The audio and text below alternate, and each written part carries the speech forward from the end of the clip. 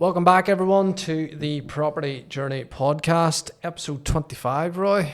So we're, what's that, about quarter of a century, isn't it? Well, we're not doing this 25 years. It feels like it, but it's not. Episode 25, I know it's been a while, Roy, so funny enough, this episode's probably going to maybe actually explain why sometimes we don't get stuck into our schedule of getting in to do these things. A day in the life of a property expert. That's going to be this episode's topic. So starting off, I suppose, what does a typical day look for yourself? For me, busy day does be, well, to remind everybody if they don't realise, I'm involved in property and all aspects of it, which mostly is the legal game, the solicitor's practice. So full day, do you want to, from early in the morning? Hit me with it. Early in the morning. I suppose that's not really, to me, it's just a normal day, nothing glamorous. Up early, normally up about 5:30, 6 o'clock. Once you get into the spring and the summer months, I do be up at that time. Winter months, it maybe slips a wee bit. But up at that time, basically just it's a very relaxing, 45 minutes, first part of the day, just to come round to what you're doing. And then you start getting into the organising, the planning for the day. So you take a look at what's all happening for that day in advance. You get all organised, check your appointments, and you basically then start briefing the team as to what's going to be happening that day. You go through, the appointments for the legal side of things, then you get those all organised to see, are people coming in, are they buying a house, are they selling a house. Then for the investment side of things, you're booking in those appointments as well, which to me are just, they're not really appointments, it's fun, really. It's a real break for me, where you're chatting with investors and you're saying, what is it they want to achieve, how much money have they got to invest, what sort of areas are they looking in, and you basically put together the right sort of schedule or plan of a portfolio for them. And then also you look into the rental side of things as well. So the rentals, works really well for me. Again, you sit down, you take a look at what inspections there has to be organised, what maintenance queries have come in, and then the rents, you check those 2 to 3 times per month. They're very systemised. Brilliant software that flags all those things up, and again you set all those tasks out for the team to get carried on with them. And I think there probably, as you've mentioned, it's not just sort of one area that you're involved in. It's kind of, as you say there, the legal side of things, then there's the rental side of things, then there's your investment clients then that are dealing with, so there's always a lot going on. Yeah. Is that, where, because you're obviously helping guide people and, in terms of that side of things, there's never a dull day as such? Never a dull day. Yes, there's quite a lot of things which are similar each day, but on a whole, there's a lot of differences. You're dealing with different people. For instance, from the home buyer's point of view, you've clients who just want to know where to sign. You give them the basic information. They're happy with that. There's other clients who, they want that bit more information. So it's really getting to know your client, to know exactly, what information do they want, and getting them and giving what they need. And I suppose there, you've kind of touched on what your morning is, but is there anything in, say specifically that you would do in the morning, most mornings, or it could be maybe even once a week at the start of the week, that kind of sets you up for your sort of like a productive week then, or a productive day? Quite a few things now. Some are secret, some are not now, but I'll share with you, for instance, the likes of a Sunday evening. Generally, I go for a run, normally about 7.5, 10k.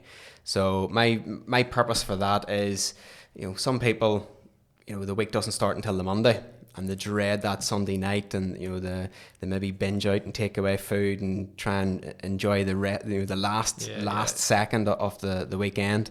But no, I go out, challenge and run. There's the same route that I run every single week, and do that, and that sets me up for the week ahead.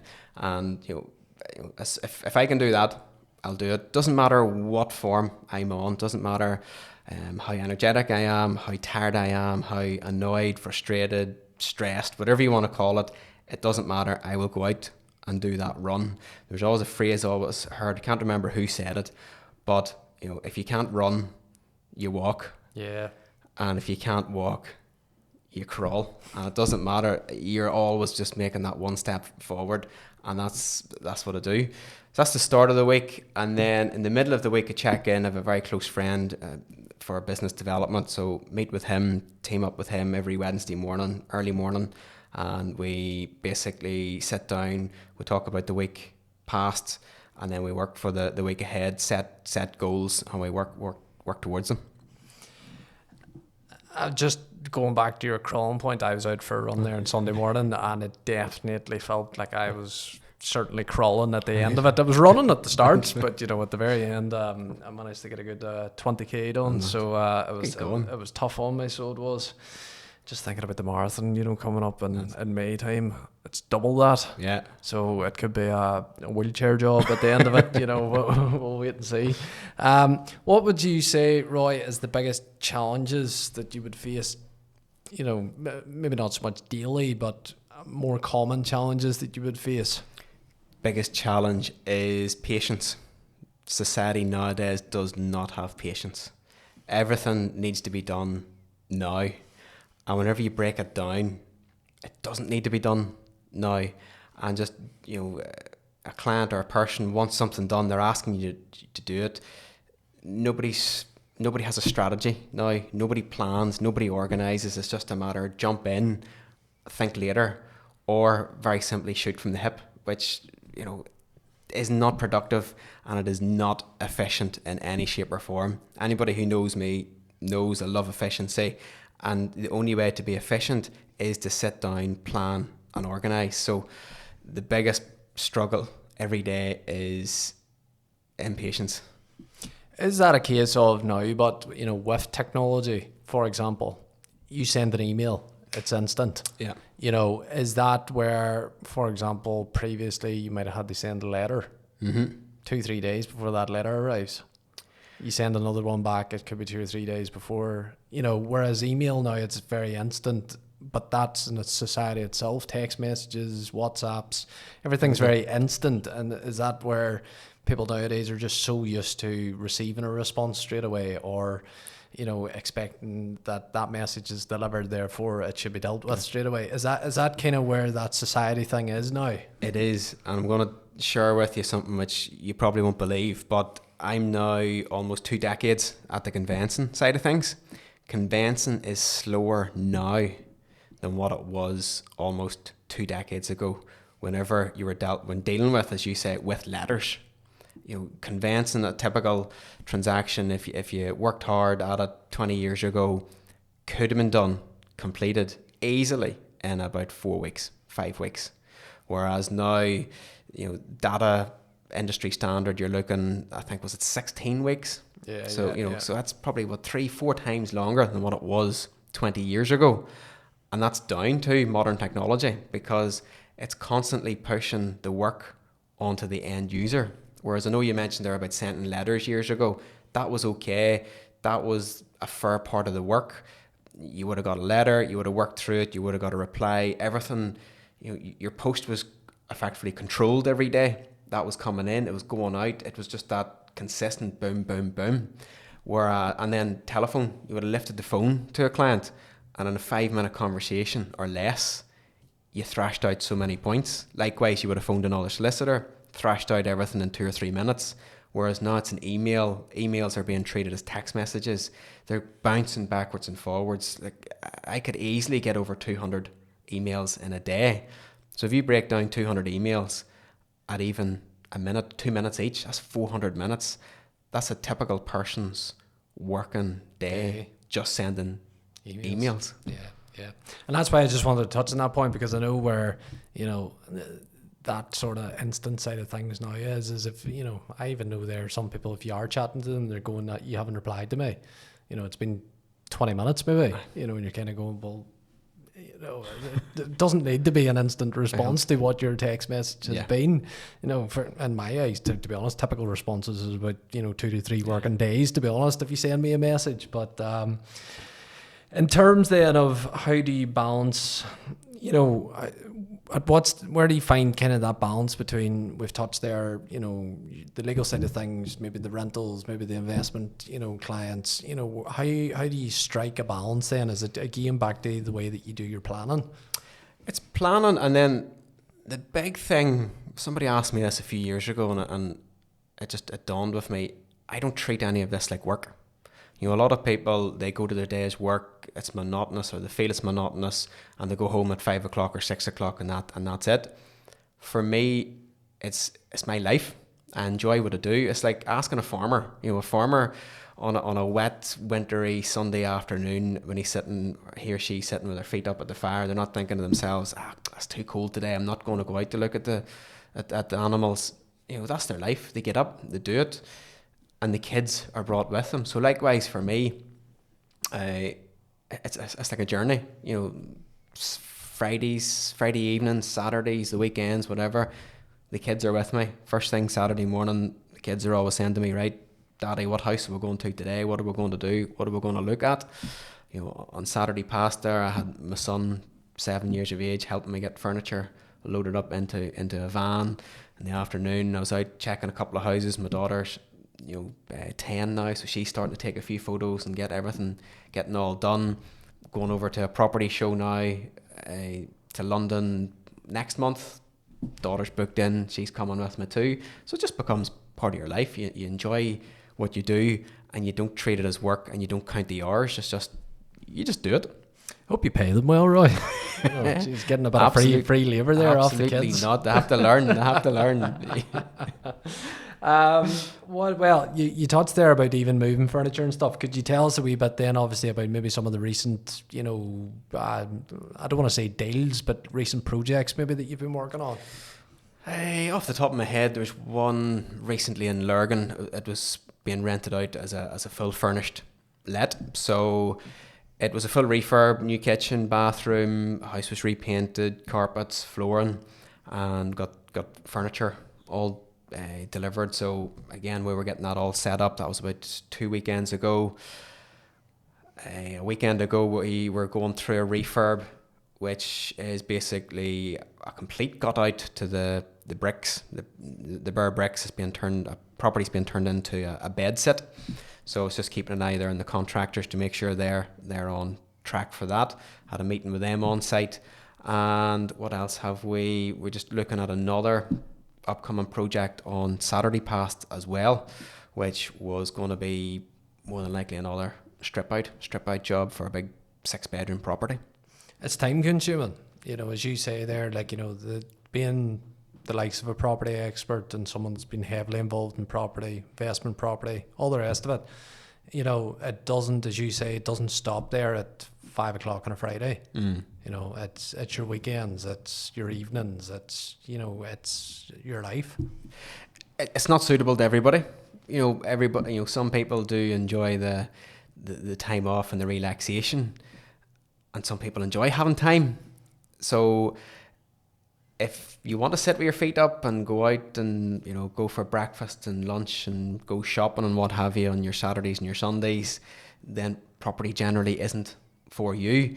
The vast majority of my clients are all basically investors who are time strapped, as in they want to focus on their business, they want to build their business, so that they're just saying to me, right, Roy, I've got X pounds spare to invest, go and sort this out for me, go and get me those properties, so that they can build their own business. And if they do have spare time, they want to use that spare time to rest and to enjoy it properly with their family, not maybe running around doing all the wee small trivial things. It's sort of handing over the reins as such, because this is something that they want to do or focus on, but they don't have the time to.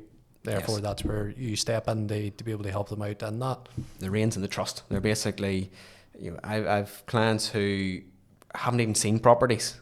I could, pick out the property for them. I'm spending tens of thousands of pounds for them, and they haven't even looked at it.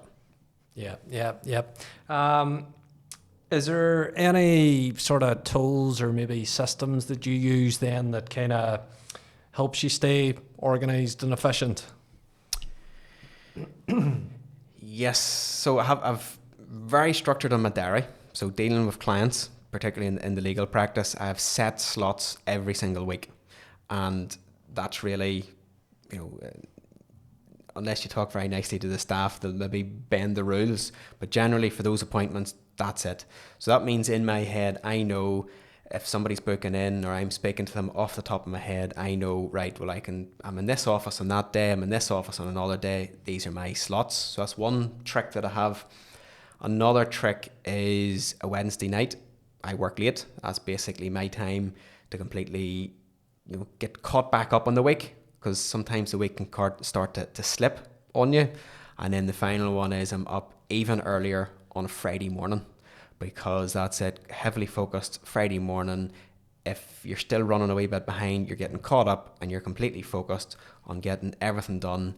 And I'd like to say out the door early on a Friday, but it's still does be 6 o'clock, 6:30 before you're finished. On average, I'm on the go 70, 90 hours a week. Yeah. No bother.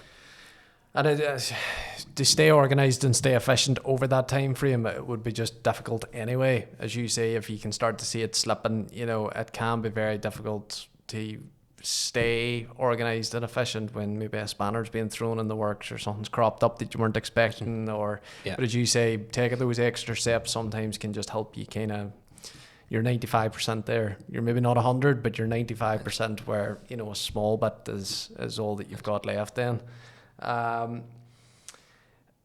think you've touched on this before, but how do you stay up to date then with market trends?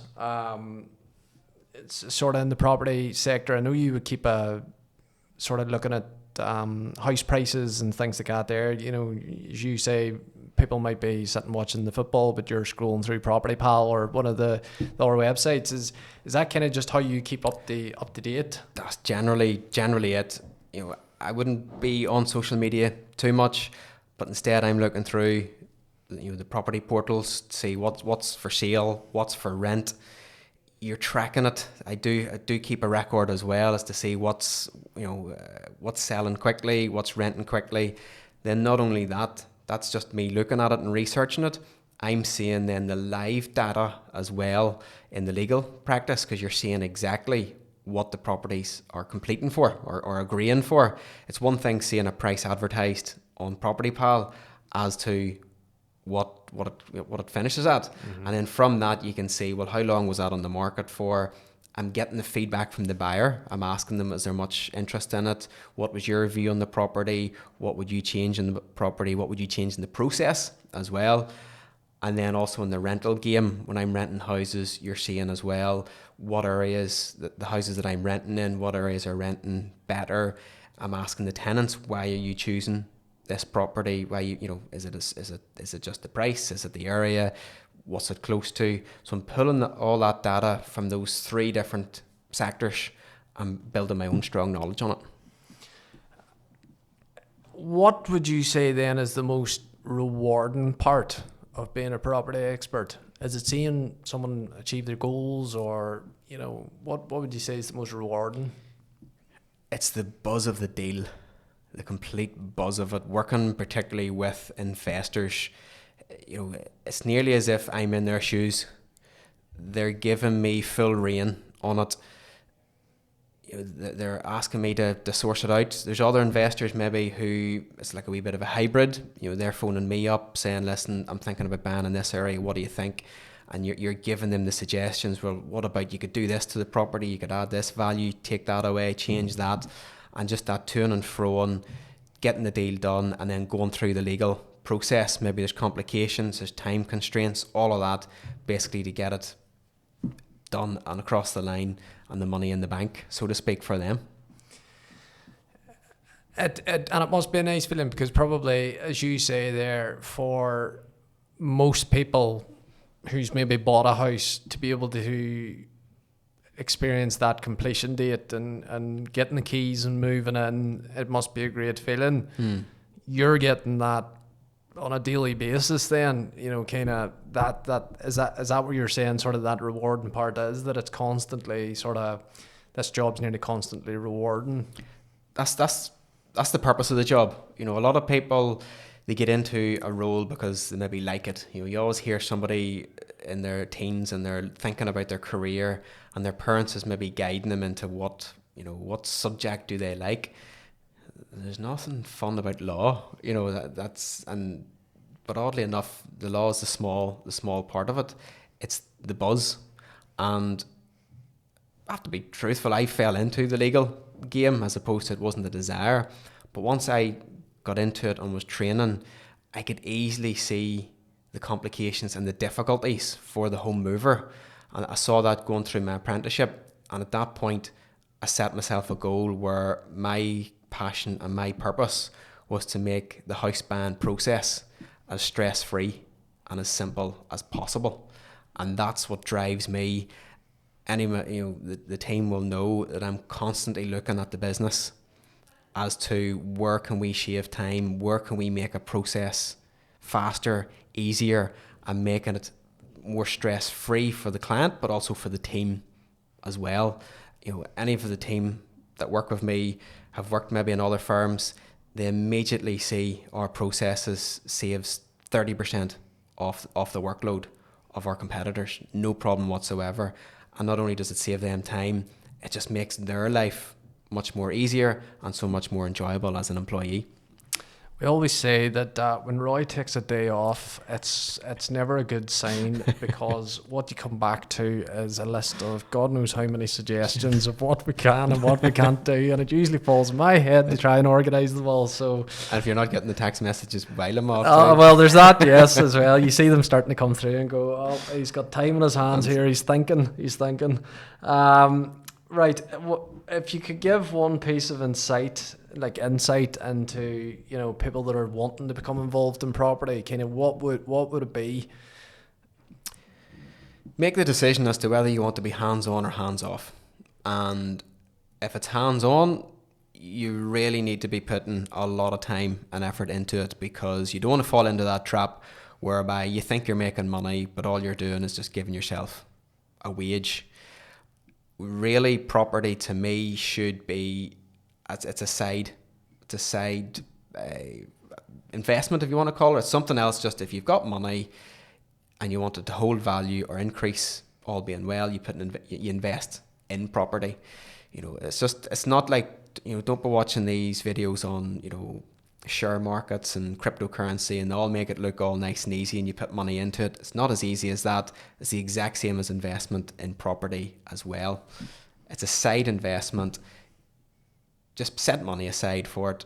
If it goes up, it goes up, but you also have to be prepared. If it goes down, it goes down too. Yeah. And the final one, Roy, then, nice short episode this, but how do you wind down, or do you ever wind down? I generally don't. I have a good wife now who has strongly encouraged me to take a few more holidays. When I say a few more, maybe 2 in the year. 2 in the year, which is for a long weekend, which still has to be very well planned out to make sure, is it in and around the bank holiday weekend, to make sure I'm not missing out too much time in the office and what have you. So there's that, and then maybe just a bit of time off up in the north coast, and that's, you know, that's a few weekends in the year as well. But the key thing to me to wind down is to run. I would run about three times a week, and doesn't matter what the weather is. It could be snowing, it could be raining, lashing it down, and if I'm going for a run, I'm going for a run. I don't care. It could be at 10 o'clock at night, pitch black. I don't care. If I want to go, I'll go, and that's the best way to get switched off. And I suppose probably as well, you know, the likes of maybe meeting some of your clients for a cup of coffee, or, you know, meeting someone that you have to speak to in a more relaxed setting and not in the office and not sort of, you know, that formality, probably also helps to kind of, you know, it's not that usual work environment. I'm guessing that kind of helps then as well, you know, in terms of that wind down sort of situation.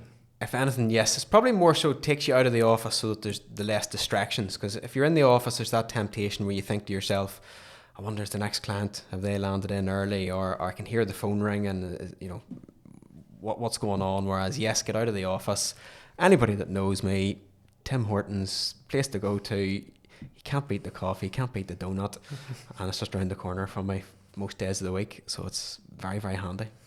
I was going to say if anyone wants any Christmas ideas, but we're off, we're a few months off yet, so we'll roll that one out, Roy. Right, that's us for episode 25, Day in the Life of a Property Expert. Maybe some listeners now might feel that they know you a wee bit more, Roy, after some of them questions, but that's the latest episode. So thank you very much, everyone, for tuning in, and we'll see you in the next episode. Thank you.